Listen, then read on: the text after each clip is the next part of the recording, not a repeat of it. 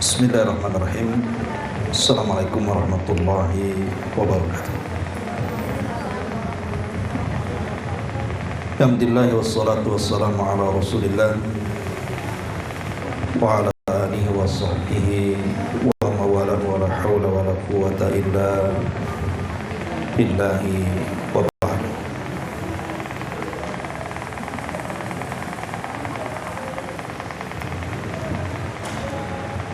Kita lanjutkan kajian kita, masih membahas tafsir singkat dari surah Al-Baqarah, dan kita masuk pada ayat ke-174.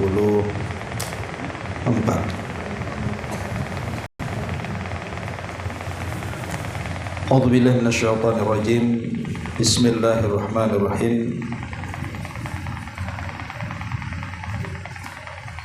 Innal ladzina yaktumuna ma anzalallahu minal kitabi wa yashtaruna bihi thamanan qalilan ulaika ma ya'kuluna fi butunihim illa an-nar wa la yukallimuhumullahu yawmal qiyamati wa la yuzakkihim wa lahum adzabun alim.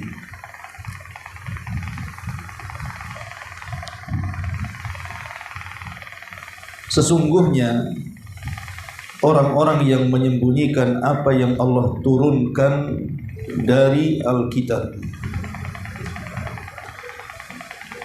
dan mereka memperjualbelikan dengan harga yang sangat murah, mereka itulah yang akan memakan dalam perut-perut mereka api neraka. Allah tidak akan mengajak bicara kepada mereka pada hari kiamat. Allah tidak akan membersihkan atau mensucikan mereka pada hari kiamat, dan bagi mereka azab yang sangat pedih sekali.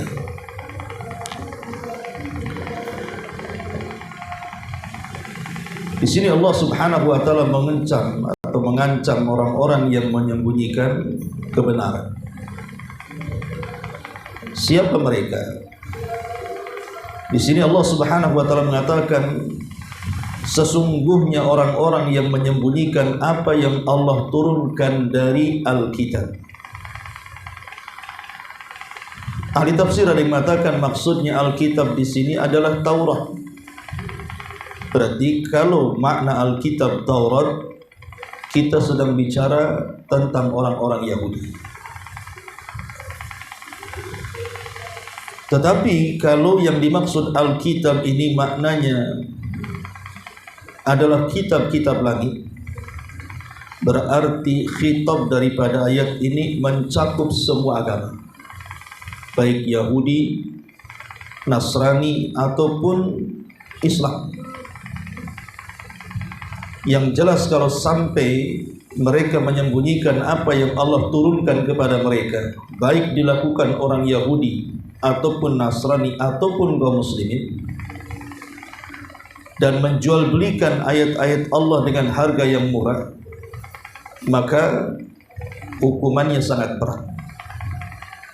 Karena ada dua dosa yang dilakukan. Pertama, menyembunyikan kebenaran, dan yang kedua, menjual belikan dengan harga yang murah. Makanya hukumannya tidak main-main. Hukumannya mereka akan diberi makan dari api neraka. Cukup sampai di sini? Tidak. Mereka tidak akan diajak bicara Allah, bahkan tidak akan dibersihkan Allah. Bahkan lebih daripada itu, sudah disiapkan kepada mereka azab yang sangat pedih. Ma'asyiral muslimat yang dimuliakan Allah Subhanahu wa taala. Ayat ini, kalau yang dimaksud Alkitab tadi adalah Taurat, berarti kita bicara tentang orang Yahudi. Apa yang disembunyikan orang-orang Yahudi sehingga ancamannya sedemikian berat? Yang dimaksud, yang disembunyikan orang-orang Yahudi yang telah Allah turunkan kepada mereka adalah soal kenabian. Jadi mereka mengingkari adanya kenabian Nabi kita Muhammad sallallahu alaihi wasallam yang sudah jelas-jelas sifat-sifatnya tercantum dalam Taurat. Karena hakikatnya bukan mereka tidak tahu, mereka paham. Nabi yang akan muncul di akhir zaman itu mereka sangat paham. Bahkan saking pahamnya, Allah Subhanahu wa taala menggambarkan ya'rifunahu kama ya'rifuna abna'ahum. Jadi mereka mengenal Nabi yang akan diutus itu, yang merupakan akhir al-anbiya, seperti mereka mengenal anak-anak mereka. Bagaimana orang tua mengenal anaknya? Tentu orang tua tahu karakter anaknya. Lah, seperti itulah mereka mengenal Nabi yang akan muncul, seperti mereka kenal siapa anak-anak mereka. Tetapi ketika Nabi SAW muncul di tengah-tengah mereka di kota Madinah, justru mereka mengingkari, padahal mereka tahu dia seorang Nabi. Alasannya karena hasad dan dengki saja. Kenapa Nabi yang diutus bukan dari Bani Israel? Kenapa pula dari Bani Ismail? Kenapa bukan dari kalangan mereka, malah muncul dari kalangan musuh mereka? Itulah yang kemudian mereka melakukan dosa yang sangat besar karena mengingkari utusan Allah Subhanahu wa taala. Bukti bahwa mereka itu sangat kenal Nabi sallallahu alaihi wasallam itu dilihat daripada para pembesar Yahudi di Madinah. Bagi yang betul-betul mencari kebenaran, seperti Abdullah ibn Salam, itu kan tokoh besar Yahudi Madinah. Memang dia mencari kebenaran. Ketika berjumpa dengan Nabi SAW dan ciri-cirinya sangat mencocoki, langsung masuk Islam dia. Dan itu tokoh besar, rujukan orang-orang Yahudi Madinah, Abdullah ibn Salam. Tetapi tidak sedikit tokoh-tokoh Yahudi yang justru mereka bukan tidak yakin Nabi SAW itu seorang Nabi, tapi karena hasad menghalangi hidayah mereka.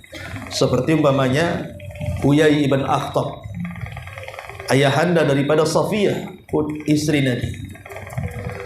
Atau seperti Ka'ab ibn Ashraf. Ka'ab ibn Ashraf ini kan dua tokoh besar.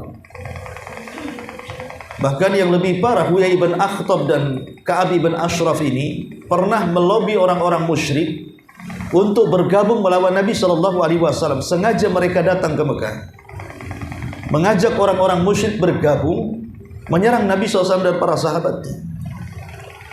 Kemudian terjadi dialog antara orang-orang musyrik dengan Huyai ibn Akhtab dan juga Ka'ab ibn Ashraf, di mana orang-orang musyrik mengatakan, wahai Ka'ab, wahai Huyai, mana yang lebih berpetunjuk, apakah agama kami, kata orang-orang musyrik, ataukah agama si Muhammad itu? Kemudian orang-orang musyrik mengatakan, kami ini orang-orang baik, suka memberi makan jemaah haji, suka menyambung silaturahim, suka menolong orang. Kemudian disebutkan kebaikan. Tiba-tiba kemudian Ka'ab ibn Ashraf dan juga Huyai ibn Akhtab mengatakan, kalian jauh lebih berpetunjuk dibandingkan agama Muhammad. Padahal orang Yahudi tahu bahwa orang musyrik itu lebih jauh agamanya, karena tidak diutus kepada mereka nabi satupun ataupun kitab satupun yang turun kepada mereka kan. Kenapa kemudian tokoh Yahudi mengatakan seperti itu? Makanya kemudian turun ayat, alam tara ilal ladzina utu nasiban minal kitabi yu'minuna bil jibti wa taghut. Tidakkah engkau melihat orang-orang yang diberikan Alkitab, maksudnya Taurat dan Injil, mereka beriman kepada jibti dan kepada taghut. Ada yang mengatakan jibti di sini adalah Huyai ibn Akhtab dan taghut di sini artinya Ka'ab ibn Ashraf.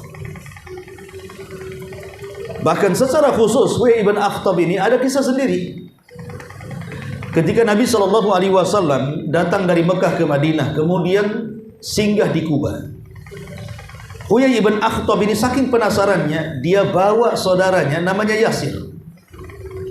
Yasir ibn Akhtab. untuk menyelidiki apakah memang betul desas-desus Nabi itu dia orangnya ataukah bukan. Jadi Huyai bin Akhtab dan juga Yasir saudaranya ini dari mulai pagi-pagi buta sampai tengah malam terus memperhatikan kedatangan Nabi SAW. Rupanya apa yang selama ini mereka yakini tentang ciri-cirinya ada pada Nabi. Sampai Yasir saudaranya Huyai mengatakan, ya Huyai, huwa, apakah memang itu dia? Apakah memang itu dia? Maka kata Huyai bin Akhtab, ya itu dia. Kata Yasir mengatakan, apakah kita harus mengikuti agamanya? Kata Huyai bin Akhtab, tidak. Walaupun itu dia, selama nyawa masih dikandung badan, aku akan memusuhi dia sampai ajal menjemput. Ini kan kesombongan. Dia sudah tahu memang Nabi SAW itu seorang Nabi. Kenapa kemudian dia tidak beriman? Itulah yang kemudian Allah Subhanahu wa Ta'ala katakan, sesungguhnya orang-orang yang menyembunyikan apa yang Allah turunkan dari Alkitab. Dari Alkitab maksudnya dari Taurat. Lebih celakanya lagi, wa yashtaruna bihi thamanan qalila. Mereka memperjualbelikan ayat-ayat Taurat itu dengan harga yang murah. Kenapa mereka memperjualbelikan? Karena mereka tidak mau beriman dengan Nabi SAW dan bertahan dengan keyahudian mereka. Mereka mengatakan, kalau kami tunduk dengan Muhammad, tentu kami tidak punya mata di mata-mata orang-orang Khazraj dan Aus. Siapa kami? Akhirnya kita akan merendah di sini. Makanya mulailah mereka merubah-rubah Taurat, mengganti-ganti fatwa supaya keadaan atau keberadaan Nabi SAW itu sama sekali tidak ada dalam Taurat. Jadi mereka demi menjaga reputasi, demi menjaga jabatan mereka, terutama para pembesarnya, takut terhina kalau ikut agama Rasul, makanya mereka memberikan fatwa-fatwa yang nyeleneh, bahkan berhasil menghapus beberapa ayat dalam Taurat untuk kepentingan mereka. Dan ini dosa besar yang kedua. Setelah menyembunyikan keberadaan Nabi, mereka pun merubah-rubah Taurat hanya karena mengejar dunia dan meninggalkan akhirat. Makanya di sini Allah Subhanahu wa Ta'ala hukum mereka. Ulaika ma ya'kuluna fi butinihim illa an-nar. Mereka itulah tidak akan memakan dalam perut-perut mereka kecuali api neraka. Ini hukuman yang pertama. Sebagian ahli tafsir mengatakan, apakah ini sebuah kinayah ataukah sebuah hakikat ketika mereka dimasukkan ke dalam jahanam?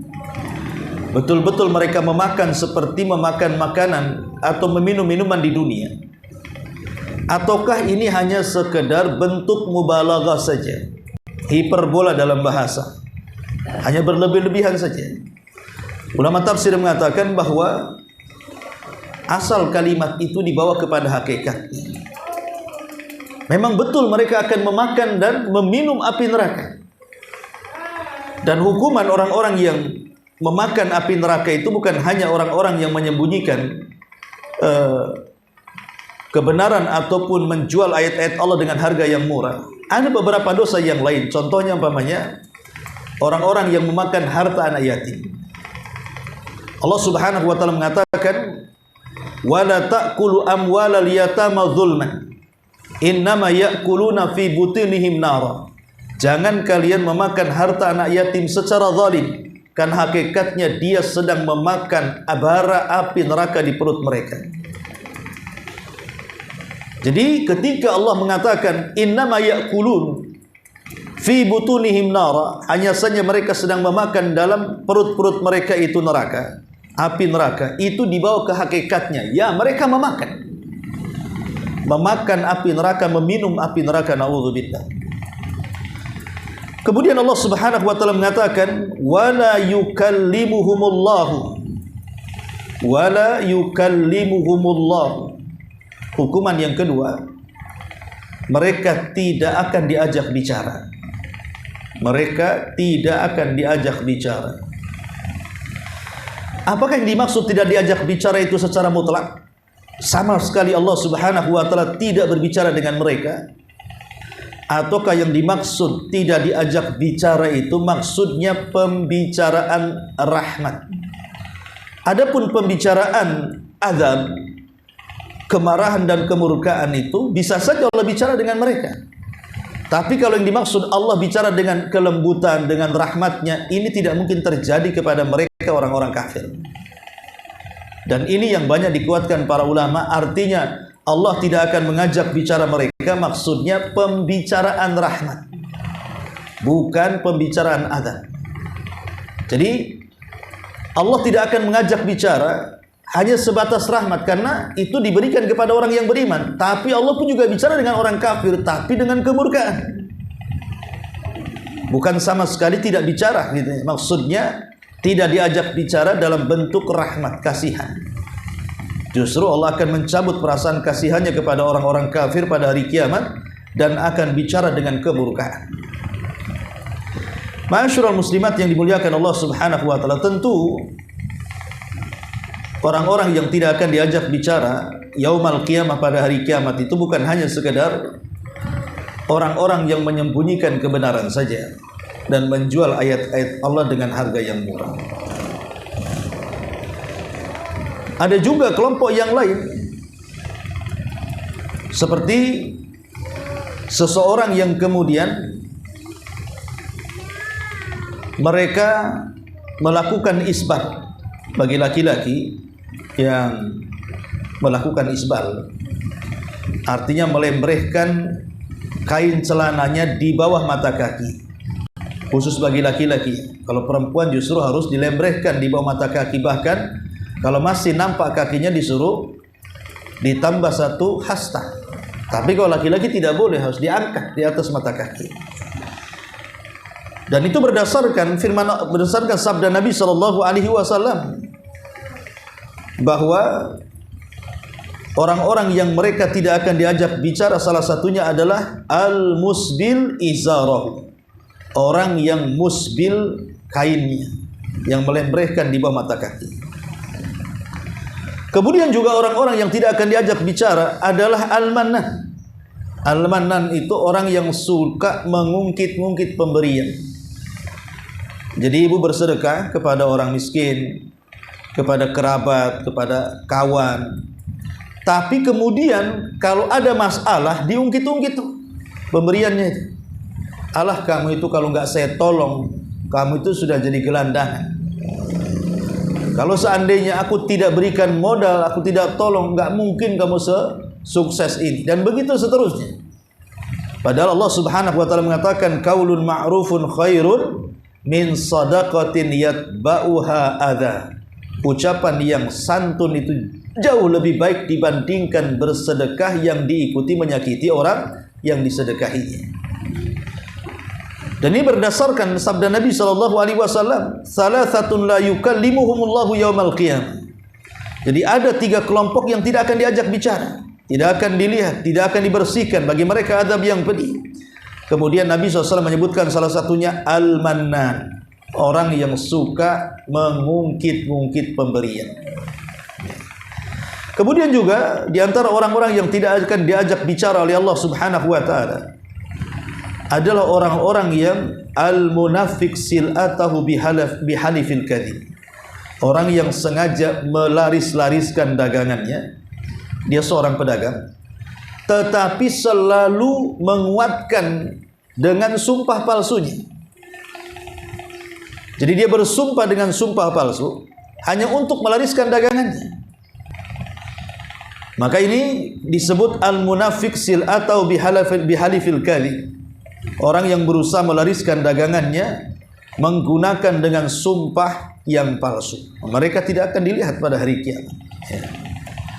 Kemudian juga orang-orang yang Allah Subhanahu wa taala berikan usia panjang. Orang-orang yang diberikan usia panjang, baik laki-laki atau wanita, sampai memutih kepalanya. Mungkin usianya sampai 60-70 tahun, tetapi hatinya dipenuhi dengan syahwat. Akhirnya dia pun terjerumus pada perzinahan yang dihinakan Allah dalam Quran. Jadi orang-orang tua yang usianya sudah 60-70 tahun tapi gayanya seperti anak muda, mengikuti syahwatnya, masih suka berzina. Makanya sering saya katakan bahwa berzinah ini mau dilakukan siapa saja tetap dosa besar. Mau yang melakukan anak muda dosa besar, mau yang melakukan orang tua juga dosa besar. Tetapi ulama mengatakan bahwa kenapa dosa zina yang dilakukan orang yang sudah beruban, yang sudah tua renta, itu lebih besar dosanya sampai Allah tidak akan bicara dengan mereka pada hari kiamat. Pertama, karena biasanya orang yang sudah tua, apalagi 60 tahun ke atas, mereka sudah punya yang halal. Artinya sudah pernah menikah, sudah pernah punya yang halal, baik masih hidup atau sudah meninggal. Yang kedua, orang yang sudah tua ini tidak ada dorongan untuk berzina sebenarnya, kecuali hawa nafsunya saja. Karena biasanya orang yang sudah tua itu sudah mengalami kelemahan, bukan hanya pandangannya lemah, kemudian pendengarannya lemah, kemudian tenaganya lemah, termasuk juga urusan seksual juga sudah lemah. Harusnya orang-orang yang sudah tua itu, kata Imam Ibnu Hazm, memperbanyak tinggal di masjid dan berzikir, bukan untuk melampiaskan hawa nafsunya. Kemudian yang ketiga, kalau masih ada orang tua kok tidak bertobat, masih juga pezina, memang dia memiliki karakter yang buruk dalam kehidupannya. Memang dia seorang pezina dari muda, sehingga karakter itu tidak bisa dihilangkan. Makanya dari sini orang tua yang berzina itu lebih besar dosanya dibandingkan anak-anak muda yang berzina. Salah satu hukumannya Allah tidak akan bicara dengan mereka. Kemudian juga di antara orang-orang yang tidak akan diajak bicara oleh Allah Subhanahu wa taala adalah seseorang yang Allah karuniakan sebuah jabatan.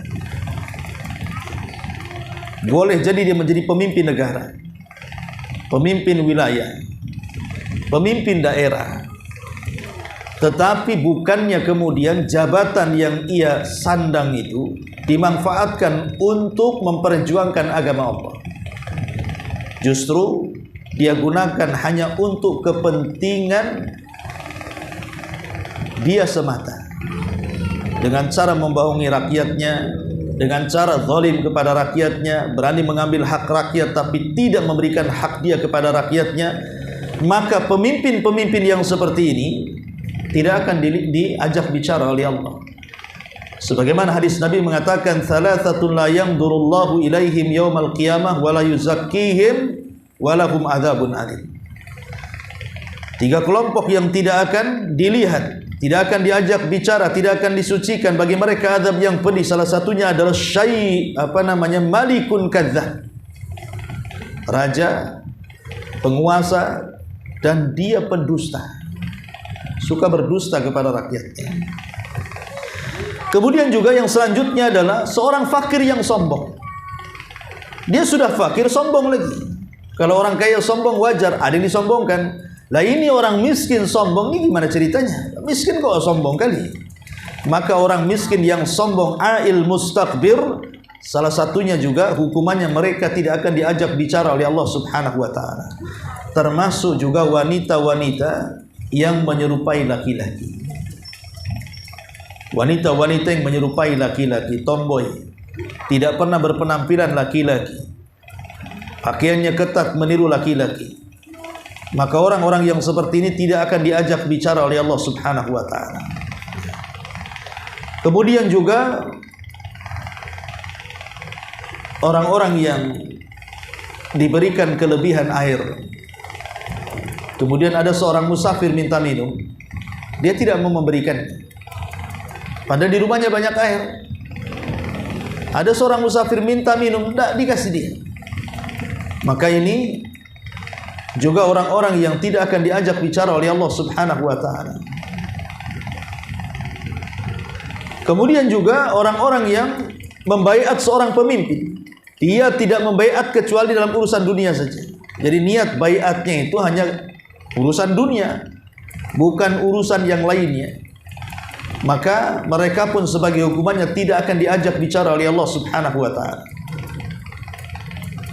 Termasuk juga dayus. Dayus, kepala rumah tangga yang tidak punya kecemburuan. Artinya membiarkan keluarganya maksiat. Mungkin anaknya tidak pakai jilbab, ya dibiarkan saja. Anak laki-lakinya minum khamr, narkoba, ya dibiarkan saja. istrinya berghibah ya diam saja, dan begitu seterusnya, maka dayyuth ini tidak akan dipandang Allah, tidak akan diajak bicara oleh Allah Azza wa Jalla. Ya. Ma'asyiral muslimat yang dimuliakan Allah, termasuk juga orang yang durhaka dengan orang tua. Orang-orang yang durhaka dengan orang tua juga hukumannya tidak akan diajak bicara, dipandang pun tidak. Ma'asyiral muslimat yang dimuliakan Allah Subhanahu wa taala. Jadi di sini Allah Subhanahu wa taala mengatakan wala yukallimuhumullahu yaumal qiyamah. Dan mereka tidak akan diajak bicara oleh Allah, wala yuzakkihim. Dan Allah tidak akan membersihkan mereka. Allah tidak akan mensucikan mereka, artinya dosanya akan tetap pada mereka. Tapi orang-orang yang beriman, orang-orang yang tidak pernah menyembunyikan kebenaran, maka dosa-dosanya dibersihkan oleh Allah Subhanahu wa taala, sehingga ada kesempatan dapat syafaat atau rahmat dari Allah yang menjadikan mereka masuk ke dalam surga. Dan Allah tutup dengan ayat walahum adzabun alim, dan bagi mereka azab yang sangat pedih. Kemudian Allah mengatakan ulaika alladzina ishtarawu adh-dhalalata bil huda. Mereka lah yang membeli kesesatan dengan petunjuk, dan azab dengan ampunan. Fama asbarahum 'alan nar. Duhai betapa sabarnya mereka di atas neraka. Jadi mereka itu orang yang sudah diberikan petunjuk tapi memilih sesat. Orang yang diberikan ampunan tetapi memilih azab. Makanya betapa bodohnya mereka kan besar dibandingkan kenikmatan dunia yang lainnya. Seperti yang dikatakan Imam Ibnul Qayyim, tidak ada nikmat terbesar di dunia ini melebihi nikmat hidup. Boleh jadi nikmat itu yang meninggalkan kita, atau kita yang meninggalkan nikmat itu. Kecuali nikmat hidayah tidak akan meninggalkan kita sampai kematian kita dan setelah kematian kita, bahkan sampai masuk ke dalam surga. Makanya mereka adalah orang-orang yang rugi. Kenapa bisa kemudian hidayah ditukar dengan kesesatan, ampunan ditukar dengan azab dari Allah Subhanahu wa taala? Kemudian Allah mengatakan dzalika bi anna Allah nazzala al-kitaba bil haqq. Yang demikian itu karena Allah telah menurunkan Alkitab dengan kebenaran. Wa innal ladzina ikhtalafu fil kitab la fi shiqaqin ba'id. Dan orang-orang yang mereka berselisih dalam Alkitab sungguh dalam perpecahan yang sangat jauh sekali. Dan ini Allah Subhanahu wa taala hendak mensifatkan bagaimana sifat orang-orang Yahudi itu yang suka berpecah belah. Rasul mengatakan orang-orang Yahudi akan terpecah menjadi 71 kelompok. Dan mereka yang disebutkan pertama, dan mereka lah yang memecah belah Nasrani dan memecah belah kaum muslimin. Jadi akar perpecahan itu ada di Yahudi. Yang memecah belah orang Nasrani ya Yahudi, yang memecah belah kaum muslimin juga Yahudi. Makanya Allah Subhanahu wa taala urutkan dalam urutan pertama dalam hadis Nabi sallallahu alaihi wasallam tentang perpecahan umat ini. Kita lihat siapa pendiri Khawarij? Yahudi. Ya.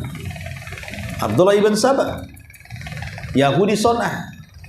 Kemudian siapa yang menciptakan Syiah? Yahudi juga kan gitu.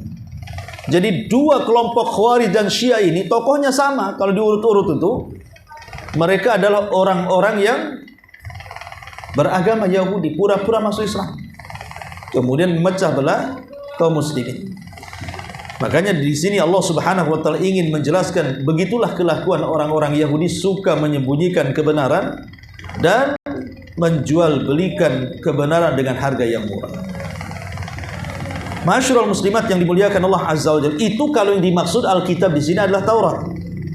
Tapi kalau yang dimaksud Alkitab di sini artinya bukan Taurat, berarti mencakup juga Al-Qur'an. Maka khitab ayat ini juga berlaku kepada kita.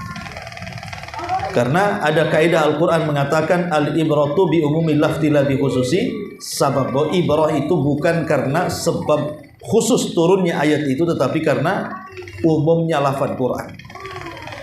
Lah ketika kemudian Alkitab juga bisa diartikan kitab-kitab langit termasuk juga Al-Quran, Berarti siapapun kaum muslimin yang mereka menyembunyikan kebenaran, tidak mau menyampaikan kepada umat, maka terancam dengan ayat ini.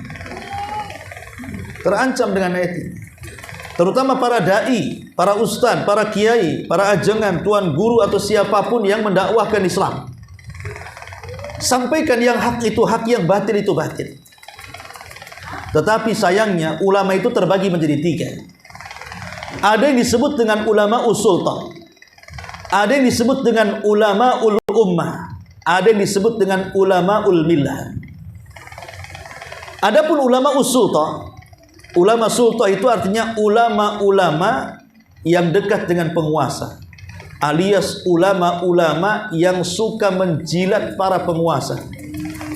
Mereka lah ulama-ulama yang kalau berfatwa ikut selera pemerintah, yang kalau berfatwa itu ikut selera penguasa. Baik penguasa itu memberikan kebijakan yang hak ataupun yang batil, maka nanti dicari-carikan fatwanya, supaya kesannya kebijakan itu ada sebuah kebenaran, dibungkus dengan fatwa-fatwa para kiai dan para ulama yang menjilat pemerintah. Dan hari ini banyak ulama-ulama seperti ini, ya, ustadz-ustadz yang seperti ini, yang mereka itu asli menjilat pemerintah dan berani mereka itu mencari-carikan dalil, kemudian memfatwakan sesuatu menutupi keburukan pemerintah. Itu disebut ulama sultan, ulama yang disebut dengan para penjilat pemerintah. Yang kedua, ada yang disebut dengan ulama ummah. Ulama ummah itu artinya ulama yang kalau bicara hanya sesuai dengan selera umat saja. Kira-kira nih kebenaran kalau saya sampaikan di sini, wah bisa bahaya posisi saya, bisa ditinggalkan umat. Ini kalau saya sampaikan perkara yang hak kepada umat ini, nggak ada lagi orang yang dengar saya. Akhirnya saya tidak punya masa, ditinggalkan. Itu disebut ulama ummah. Dia bicara sesuai dengan selera umat saja. Dan mereka adalah ulama ulama-ulama yang sangat buruk karena tidak berani menyampaikan kebenaran. Ya, makanya Sufyan Ats-Tsauri rahimahullahu ta'ala, dia kan orang kaya, banyak uangnya, dan dia juga seorang ulama. Jadi ada seseorang bertanya kepada Sufyan Ats-Tsauri rahimahullahu ta'ala, "Ya Imam, engkau adalah ulamanya, percontohan orang-orang yang zuhud, tapi kenapa engkau kaya?" Jadi orang yang bertanya ini disangka bahwa zuhud itu tidak boleh kaya. Jadi zuhud itu kalau bisa ya robek-robek pakaiannya, compang-camping pakaiannya, berdebu rambutnya, makannya makan nasi karak dan begitu seterusnya. Itu bukan zuhud, itu miskin namanya. Lah Sufyan Ats-Tsauri mengatakan, kenapa saya harus kaya? Dan saya juga harus mencontohkan zuhud. Likaila atamandadu ala sultan, supaya aku tidak menjilat pemerintah. Maknanya dengan tidak menjilat pemerintah, aku bisa mengatakan yang hak adalah hak, yang batil adalah batil. Itulah ulama yang sesungguhnya. Makanya ulama sultan dan ulama ummah ini sama-sama menyembunyikan kebenaran dia. Maka yang betul adalah ulama yang ketiga yang disebut dengan ulama millah. Ulama al-millah itu artinya agama. Dia akan berfatwa sesuai yang disuruh agamanya. Kata agama hak, dikatakan hak. Kata agama haram, dikatakan haram. Kata agama syirik, kita katakan syirik. Kata agama ini tauhid, kita katakan tauhid. Kata agama sunnah, sunnah. Kata agama bid'ah, bid'ah. Kata agama taat, dan begitu seterusnya. Dia hanya berfatwa sesuai dengan suruhan agamanya. Itu disebut dengan ulama urabbani. Ulama-ulama yang memang mentarbiyah umat menuju Al-Quran dan sunnah Nabi sallallahu alaihi wasallam. Maka siapapun yang menyerukan Islam kepada halayak manusia dan dia menyembunyikan kebenaran yang harusnya disampaikan, maka dia terancam dengan ayat ini, di mana Allah Subhanahu wa taala akan memberikan banyak hukuman, memberikan makan api neraka, tidak akan diajak bicara, tidak akan dilihat, bahkan Allah sediakan azab yang pedih bagi mereka. Wallahu a'lam. Ini diantara faedah ayat Al-Baqarah 174 dan seterusnya. Baik, sampai di sini kita buat yang jawab saja.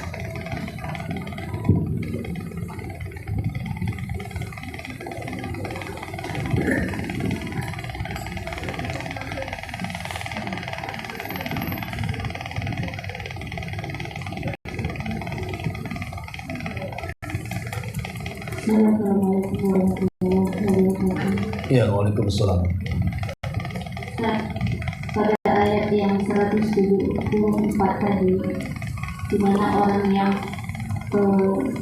diturunkan Alkitab tapi dia tidak mau menyampaikan kebenaran atau menyembunyikan kebenaran dan dihukum dengan ayat yang lain, yaitu menjual agamanya, maka apakah termasuk orang yang ketika dia menikah dengan non muslim tapi dia menanggalkan keislamannya kemudian murtad demi mencari kekayaan dari pasangan yang ingin dia nikahi, apakah ini masuk ke dalam kategori orang yang menjual agamanya?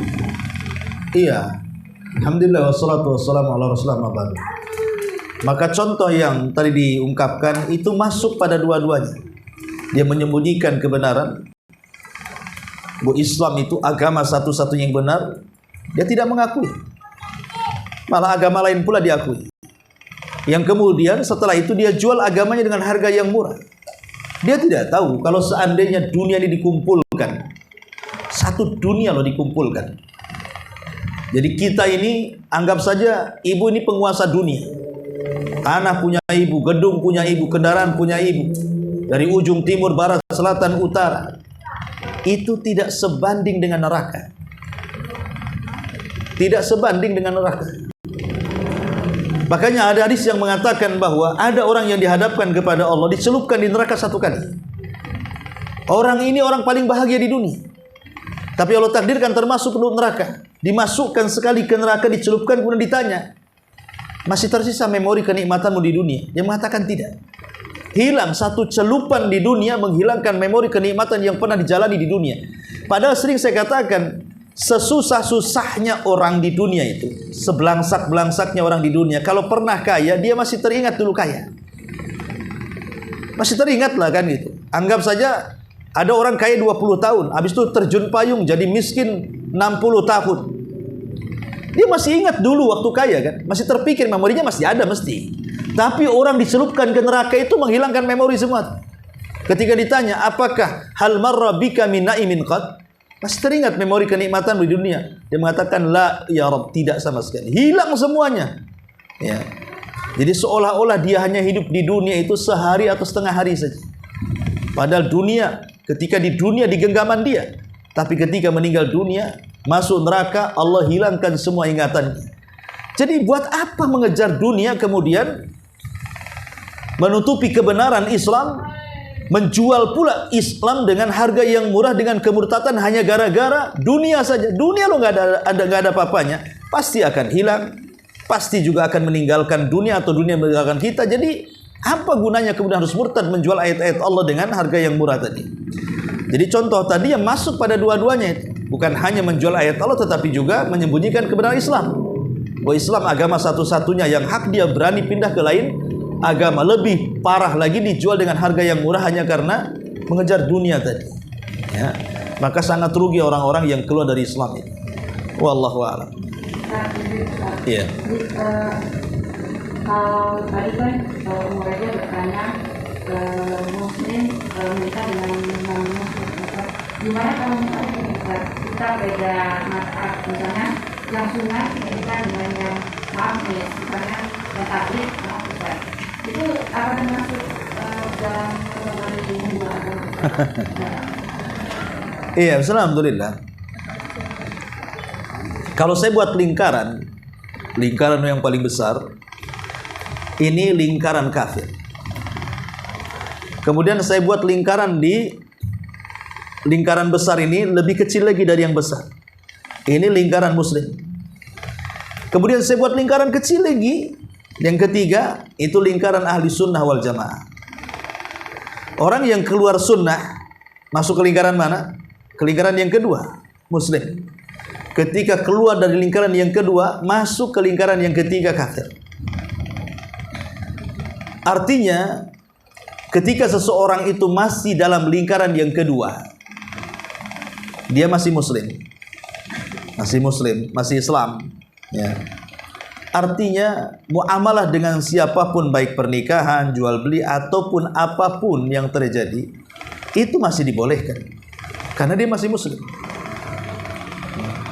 Tetapi karena hidayah itu bukan hanya dalam Islam, tapi bukan hanya masuk Islam, tetapi juga di dalam Islam juga perlu hidayah. Karena ada orang ngaku Islam KTP tapi tidak sholat kan. Ada orang masuk Islam tapi suruh zakat tak mau, suruh sedekah tak mau, suruh silaturahim tak mau, suruh baca Quran menghindar, suruh zikir tak enggan, dan begitu seterusnya. Jadi itu hanya masuk lingkaran kedua saja tuh. Tapi kalau ingin masuk yang betul-betul mendapatkan hidayah, bukan hanya Islam, masuk ke lingkaran yang ketiga yang paling kecil, lingkaran sunnah, berarti dia akan lebih selamatnya jauh lebih dekat dibandingkan celakanya. Dari sini, kalau seseorang menikah dengan sesama sunnah tentu jauh lebih baik, karena selamatnya lebih tinggi dibandingkan tidaknya, karena untuk menjaga keutuhan rumah tangga. Sebab kalau lain pemahaman, berapa banyak orang-orang yang berbeda pemahaman akhirnya bercerai. Banyak kok. Yang satu ini mazhab anu, yang satu mazhab ini. Karena gara-gara fanatik mazhab pernah terjadi di zaman dulu, bukan hanya tidak boleh saling menikah, ataupun terjadi perceraian, bukan hanya sebatas sampai perang. Ya, di zaman dulu tuh. Ya, tapi itu kan bukan tradisi Islam. Ya, hanya fanatik mazhab itu kan tradisi jahiliyah. Makanya ketika seseorang menikah, maka sebaiknya cari yang bukan hanya Islam saja, tapi cari yang seakidah. Karena dikhawatirkan seseorang kemudian terseret dengan subhatnya, yang tadinya niatnya menyeret suaminya atau istrinya masuk ke dalam sunnah, dia pula yang terseret ke ajaran pasangan. Dan itu banyak kasusnya, seperti contoh kasus Imran ibn Khattab. Itu ulama dunia tuh. Semua datang belajar padanya. Dia membidangi semua ilmu, mau tafsirnya, mau hadisnya, mau syairnya. Di zaman itu ulama besar Imran bin Khattab itu. Dia terpincut dengan anak putri pamannya, kebetulan cantik. Jadi teman-teman sesama ulamanya mengingatkan, jangan menikah dengan wanita itu karena keluarganya Khawarij. Tapi dengan keyakinannya, dia mengatakan, gak apa-apa, aku akan menikahinya. Nanti ku jamin keluarganya akan aku seret ke dalam ahli sunnah. Rupanya sudah menikah, dia pula yang jadi Khawarij. Ada ulama besar. Dan meninggal di atas Khawarij sampai mati sul khatimah. Itu makanya kan, ya sebaiknya kalau menikah ya cari yang semanhaj dan seakidah, supaya tidak merepotkan dalam keluarga. Wallahu a'lam. Ya. Ustaz, di sebuah pemerintahan misalnya, pemerintah ada sebuah lembaga dakwah atau lembaga perkumpulan para dai atau seperti itu kalau di Indonesia, di mana mereka ini bekerja untuk pemerintah dan dalam mengeluarkan fatwa untuk pemerintah.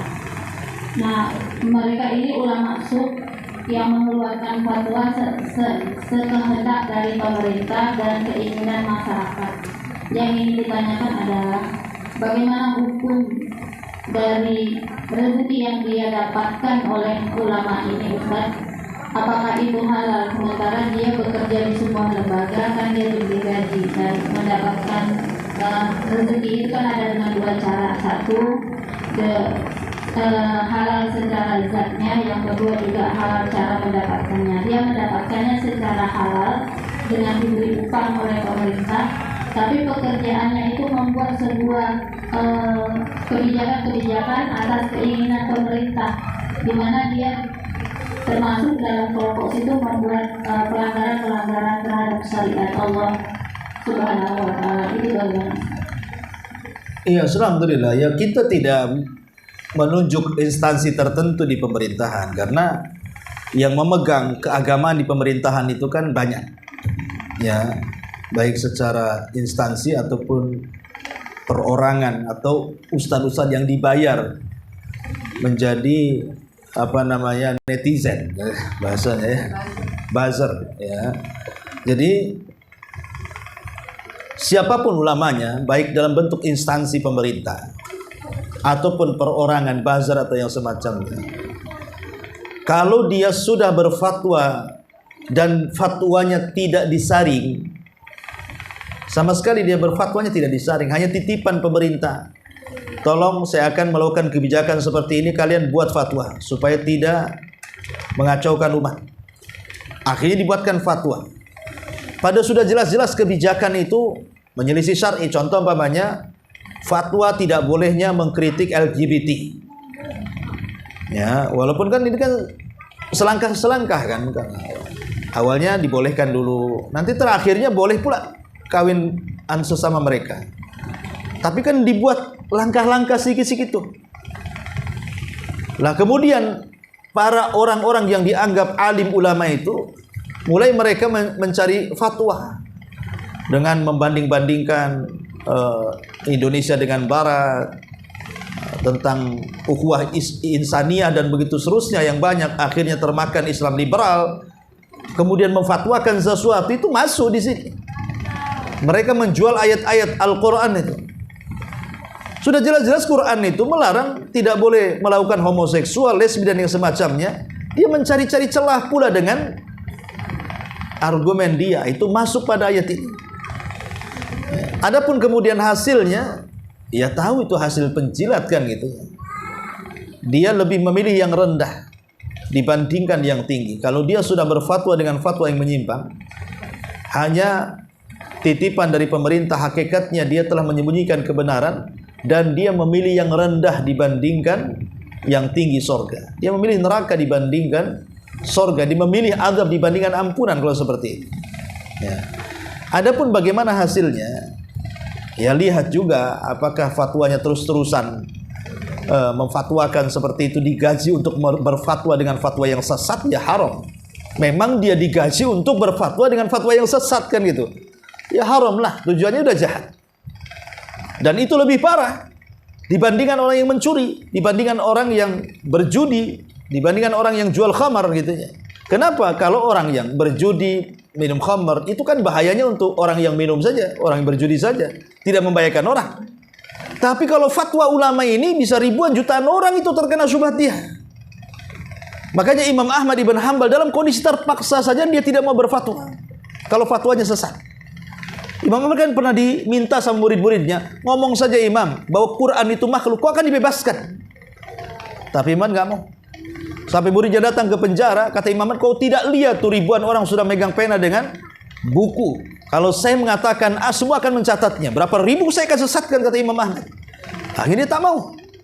Sampai disiksa, sampai pingsan, sampai mau mati Imam Ahmad di penjara. 3 kurun kekuasaan loh, dari Khalifah Ma'mun, Khalifah Mutasim sampai Khalifah Wathik. Kalau di Indonesia mungkin mulai Bung Karno, Pak Harto, Megawati gitu ya. Baru zaman Pak Gus Dur gitu dibebasin gitu ya. Nah ini mulai dari Ma'mun, kemudian Khalifah Mu'tasim, kemudian Wathik, baru di era Mutawakil dibebaskan. Hanya tidak mau mengeluarkan fatwa Quran makhluk. Quran itu tetap kalamullah, bukan makhluk. Lah seperti itulah ulama yang teguh dalam memegang kebenaran. Wallahu a'lam. Ustaz, satu titipan ini Ustaz, anak bacakan pertanyaannya begini Ustaz. Mungkin beliau ini menyimak lewat live, jadi kirim ke anak ini pertanyaannya. Begini pertanyaannya, tadi kan Ustaz menjelaskan tentang orang-orang yang tidak diajak bicara. Salah satunya adalah almanan, yaitu orang-orang yang suka mengungkit-ungkit pemberian. Yang jadi pertanyaan beliau ini adalah, bagaimana Ustaz, apakah saya termasuk orang yang mengungkit-ungkit pemberian ketika ada orang yang saya beri ini, dia melakukan sebuah kesalahan yang membuat saya tidak suka, tapi saya menyampaikan bahwa saya sudah banyak memberi bantuan kepada dia, tapi tidak di hadapannya, tapi di hadapan keluarga yang lain. Apakah ini saya termasuk orang yang mengungkit-ungkit pemberian? Iya, itu masuk. Ya, mengungkit-ungkit pemberian. Makanya kenapa Aisyah radhiyallahu anha itu kalau memberi sesuatu langsung ditutup pintunya. Jadi kalau ada pengemis langsung dikasih, langsung ditutup pintunya. Dia tidak mau mendengar ucapan jazakillah khairan. Itu Aisyah. Bayangkan, dia tidak mau mendengar kalimat itu. Padahal kan sudah kewajiban orang yang diberi sedekah kan mendoakan kan. Jazakumullah khairan, jazakillah khairan. Ya. Tapi Aisyah tidak mau mendengar kalimat itu. Dikasih langsung tutup pintunya. Kenapa coba? Karena dia tidak mau amalannya karena makhluk. Saya menyumbang itu bukan karena kamu ingin mendoakan saya, enggak. Saya nyumbang itu karena Allah, makanya dia tidak mau mendengar kalimat itu. Kalau kita kan terbalik, kurang ajar udah dikasih nggak ada jazakillah khairan kita. Mah sakit hati. Jadi kita ini nyumbang karena ingin ucapan itu, atau mungkin doanya terlalu pendek. Nah itu terpikir kalau besok saya kasih lagi doanya masih pendek, ku potong separuh nanti sedekahnya. Kan ada orang bahkan sama sekali kalau nggak ada pemberian ucapan itu malah gondok, nggak mau lagi imbak sama dia, nggak tahu berterima kasih kan itu. Berarti kan tujuannya untuk makhluk, minimalnya tujuannya supaya didoakan orang itu kan. Nah itulah contoh bagaimana dulu orang-orang salaf ya kan mengajarkan sampai dia tidak mau mendengar doanya orang yang disedekahi. Itulah saking ikhlasnya orang itu. Dan itu menutup celah apa? Supaya kalau terjadi masalah, ya kita tidak mengungkit pemberian jadinya. Karena saya kan untuk Allah. Kalau ada masalah nggak ada urusan kan itu. Saya sudah dapat pahala dari Allah. Nah itulah makanya kenapa Islam itu melarang untuk riya, untuk sum'ah dan begitu seterusnya. Sebab kalau terjadi masalah pasti jadi manan. Pasti dia akan mengungkit-ungkit. Jadi ya itu termasuk al-mannan. Ya, tetapi ada juga yang mengatakan kalau untuk sebuah ibrah maka tidak mengapa. Tahadus bin ni'mah umpamanya. Contoh umpamanya Utsman ibn Affan. Ketika hendak dibunuh. Dia menyebutkan kebaikannya. Kata Utsman, "Kenapa kalian bunuh saya? Pernahkah kalian mendengar ketika Rasul bersabda, siapa yang membeli sumur rumah maka dapat surga? Saya tanya kepada kalian, siapa yang membelinya?" Kata Utsman, "Aku." Kemudian Rasul mengatakan, siapa yang menyiapkan tentara dalam kesulitan dalam perang Tabuk maka dia dapat surga. Kata Utsman, tahu nggak kalian siapa yang paling banyak menyumbang pada tentara itu? Saya. Ya. Utsman menyebutkan saya kan seolah-olah kan dia ria kan? Ya seolah saya tidak. Utsman tidak sedang ria. Utsman ingin menjelaskan kepada orang-orang yang hendak membunuhnya itu tentang kedudukan dia di mata Nabi. Jangan macam-macam. Ya. Nah, itu kan namanya tahadus bin ni'mah namanya ya. Tahadus bin ni'mah itu maksudnya membicarakan nikmat Allah bukan dalam tujuan ria, bukan pula dalam tujuan mengungkit-ungkit, tidak. Tetapi walaupun hal ini sebaiknya ya tidak diucapkan. Cukuplah Allah Subhanahu wa taala yang tahu. Wallahu a'lam. Ya, saya kira cukup. Ini ada 3 buku. Bagus sekali bukunya tentang Min Wasayas Salafil Sabab. Wasiat-wasiat mulia ulama salaf kepada pemuda. Baik, pertanyaan yang pertama tentang makna ayat 107:4 ini.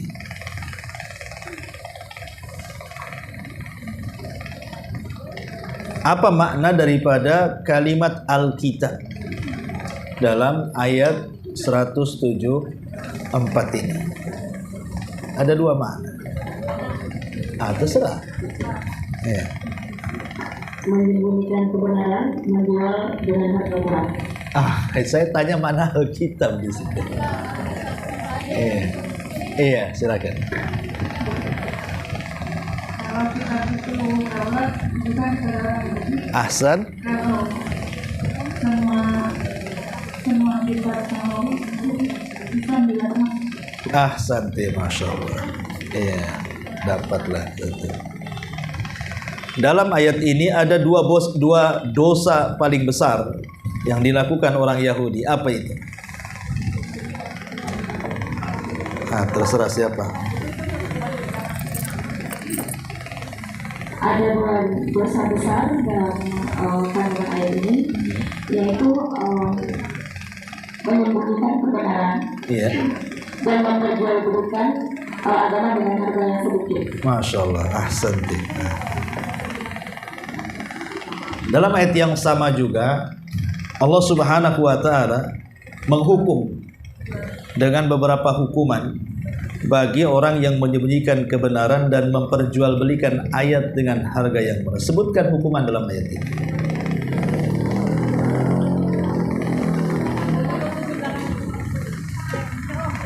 Iya, silakan. Hukuman yang diberikan yaitu satu, memakan api neraka. Iya. Dua, tidak akan diajak bicara Allah Subhanahu. Kurang. Masa cuma 2 di situ? Ada 4 di situ. Di situ ada 4 hukuman. Sebutkan.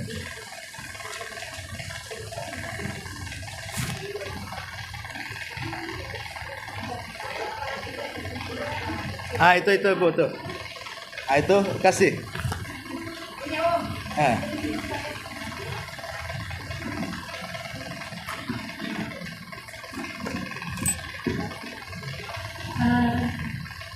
Iya, silakan.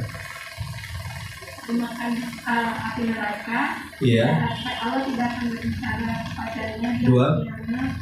Dan Allah tidak akan mencucikannya. 3. Dan bagi mereka sekali. 4. Sudah ada. Baik, sampai di sini subhanallah wa bihamdihi. Baik, Allah.